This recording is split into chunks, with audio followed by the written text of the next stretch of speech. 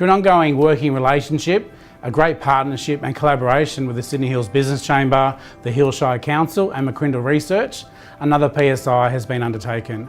This will be our fourth, one taken over a number of years, and what the PSI stands for is Performance Sentiment Index. It's measuring the current performance and direction of businesses, but also the ongoing future outlook, and we're actually measuring it in the Shire. The finding from this research will be used by the Business Chamber, local businesses and the Council to set further direction and also ways of tackling these issues. Mark will shortly present a video for the key findings from this year's PSI. If you want to download a version or full report, please go to the following website. And here is the full report. Thank you. We were delighted once again to conduct across this Hills local government area the Business Performance Sentiment Index, or PSI as we call it. And there's a 47-page report which outlines the full findings, and I encourage you to have a look at that. But let me talk you through some of the key findings that came through this report. Firstly, this Hills local government area. It's a large geographical area. It's a growing area from a demographic perspective, and from an economic perspective. It's home to more than 20,000 businesses, and quite an increase there in the number of businesses as well.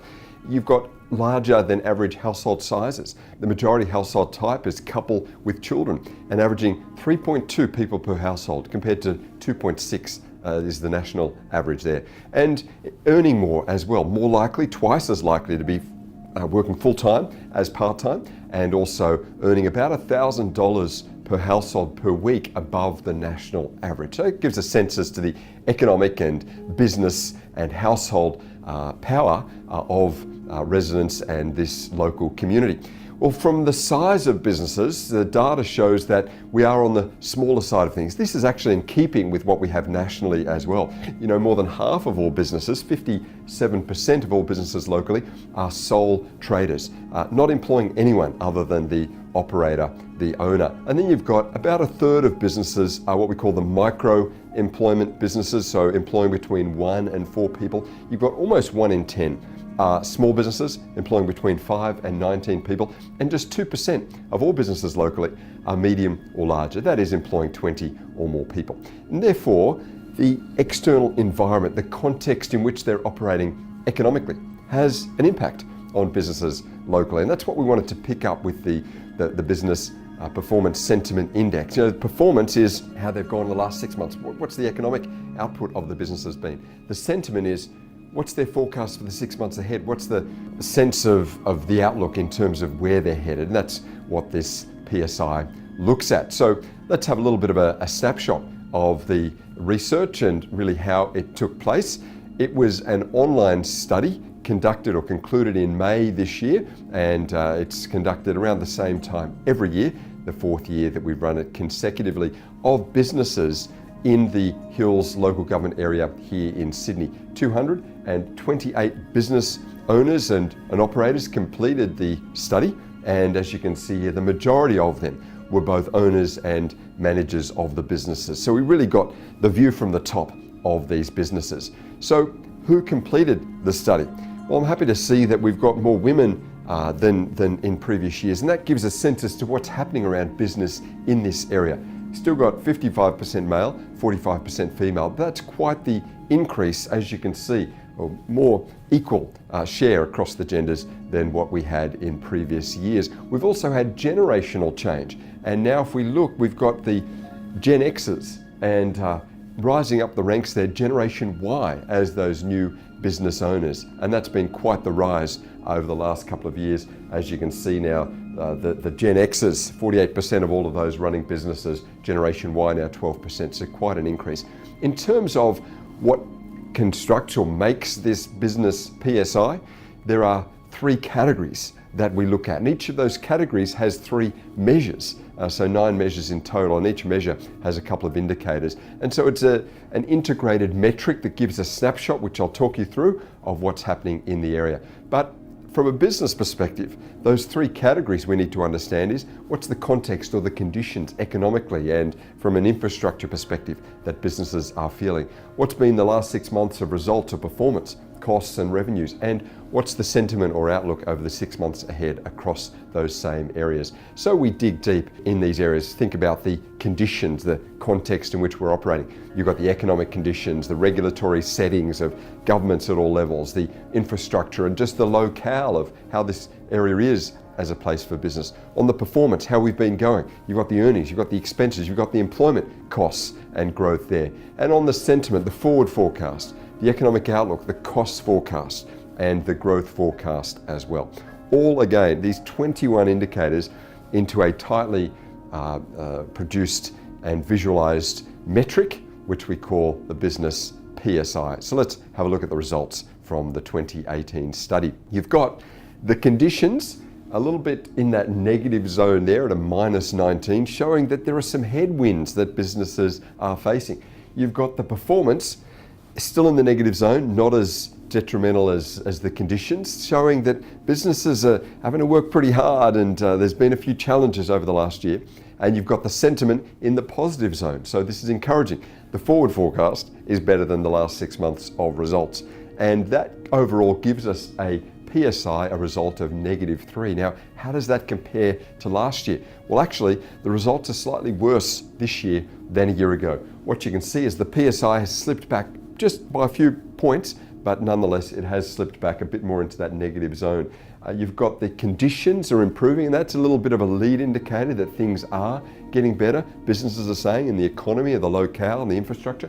And you've got the performance has felt the impact of the slowing economy, and you've got sentiment fairly much unchanged and definitely positive. Let's unpack each of these in a little bit more detail as we look at the results. So firstly, the conditions, the context, the environment in which businesses are operating. We've got regulatory settings fairly much in the negative there, and the infrastructure and locale, again, quite negative. On the performance, you've got the expenses is where the real watch area is. And on the sentiment, the only area in the negatives is the cost forecast. Businesses are saying, revenue is going to be up in the 6 months ahead, and I feel there's going to be growth, but I do feel that those costs of operating the business will increase over the 6 months to come. So let's dig a little bit deeper and very briefly into these 3 areas, and the first being the conditions. I just want to highlight across those 7 indicators where there were the issues that businesses most felt about the current context. And you can see there, the local infrastructure provision is that most negative one, and next up from there is the red tape and regulation. So businesses are feeling this. Now, as we found in the study, there's a sense that the local infrastructure it's all grow here, and it's all going to be improved, and indeed going to be amazing as it all comes online, the rail and some of the construction over the year ahead, some of the road projects as well. But right now we're in the pain point, and red tape and regulation has been a consistent issue that local businesses, particularly on the smaller end, are finding. To get through that red tape is a challenge for them. And the third issue there, as you can see, the infrastructure and local outlook, the locale, the place, parking, traffic congestion, these sorts of things came up strongly there. So how did the conditions or the response to that compare by business size? Well, you can see that the non-employing businesses didn't have as negative a result as those who have the expenses of employees, the micro businesses. By the time businesses move into the small business category or the medium, they move up.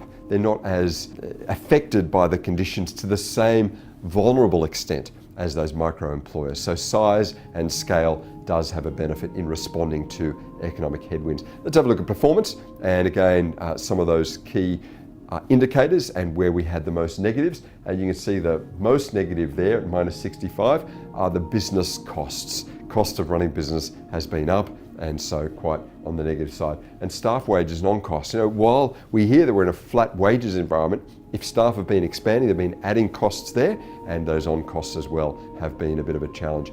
So what sort of businesses have most suffered over the last 6 months in terms of their performance? Well, you can see the business to consumer businesses, the B2C, have had a worse result performance-wise than the B2B, the business to business context. So the consumer sentiment and its negative sense has impacted on the B2C businesses more than those that are offering businesses and service products to other businesses and to government. So consumer sentiment has impacts on the performance of businesses. Let's have a look at the sentiment of businesses overall. And again, a quick snapshot. There's only one area in the negative, and you can see that's the expense forecast. Everything else, businesses are saying are going to be great in the 6 months ahead. This very positive outlook, but costs, people are aware, expenses to come might be an area of challenge. So some final insights to reflect on that came through the study. This question here, based on the Net Promoter Score. On a scale of 0 to 10, how likely are you to recommend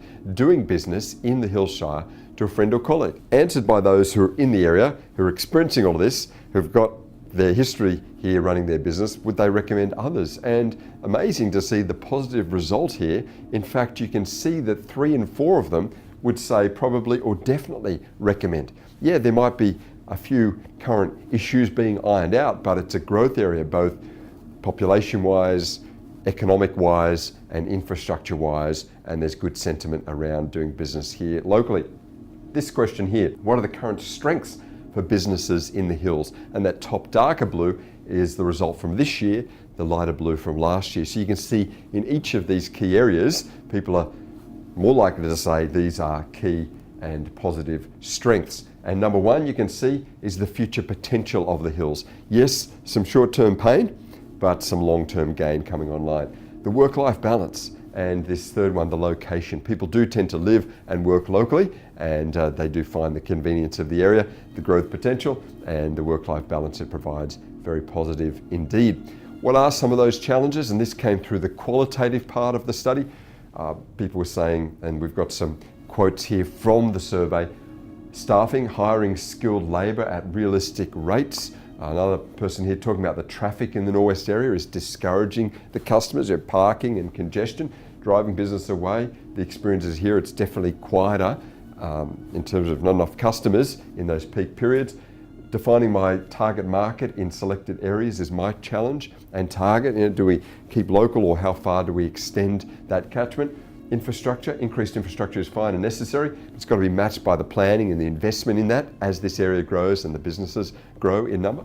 And marketing, advertising, marketing our brand in the Hills District to ensure our new clients find out about our services was a key point of feedback there. So letting people know where this area is and the benefits of it, and why they should apply custom and come to us, whether they be customers or other businesses. Now, we ran this question as well, asking those businesses locally, in the last 6 months, have you or your business utilised any resources or received support provided by the Hills Council? And there's online business information, there's demographics that they provide, there's business visit program, there's smart series, there's events. A lot of support is offered to local businesses by the council, including this business PSI, by the way, and getting behind that. And I was happy to see that almost 2 in 5 businesses say in the last 6 months they have utilised some of these resources. So it's there, most of it free. Let's take availability of it, and we're seeing that. And this was fascinating. We then cross-correlated those who said, yes, in the last 6 months I've utilised council services, and we looked back at their performance, their results in the survey. And here's what we found. Those who received support and resources from the council are more likely to report better overall sales revenue in the past 6 months.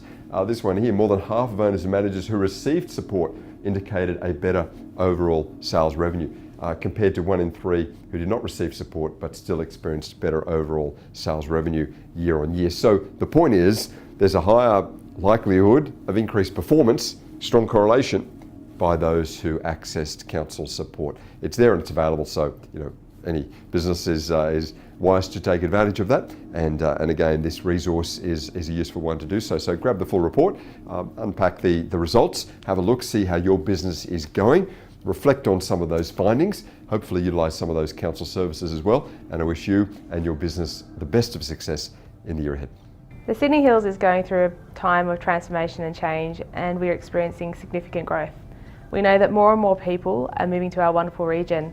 In fact, more than 100,000 people will call the Hills home in the next 20 to 30 years, taking our population to well above 250,000 people. All this growth means we will need to create more jobs as more people choose to live and work here in the Sydney Hills. Council is doing all we can to help business owners by providing information, workshops, data and skill building opportunities to assist them make informed decisions and grow in the future. Our point of difference is our business visits program. We can assist you as a valued local business with all the demographic information, market intelligence, population forecasts and networking opportunities you need to help your business grow. I would like to thank the Sydney Hills Business Chamber and McCrindle Research for being involved in putting together this fabulous document. We value our relationship with our local business community. We are proud of the things they achieve here.